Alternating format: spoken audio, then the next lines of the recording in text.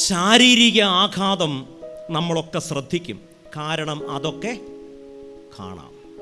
എന്നാൽ നമ്മുടെ വാക്കുകൾ, നമ്മുടെ ചില നിർദോഷമായ കാര്യങ്ങൾ ഒരു മനുഷ്യരുടെ മനസ്സിൽ ഉണ്ടാക്കുന്ന ആഘാതം, മാനസികമായിരിക്കുന്ന ആഘാതം. നമ്മളെപ്പോഴാണ് നല്ല ശമരിയാക്കാരാവുന്നത്?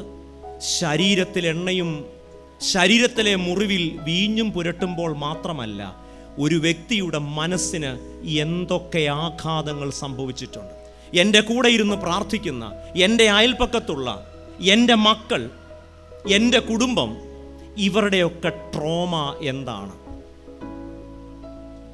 ഏതെങ്കിലും ഒരു കാലത്തെ വേദനയെക്കുറിച്ചുള്ള ഓർമ്മ ഇപ്പോഴും അവരെ വേദനിപ്പിക്കുന്നുണ്ടോ?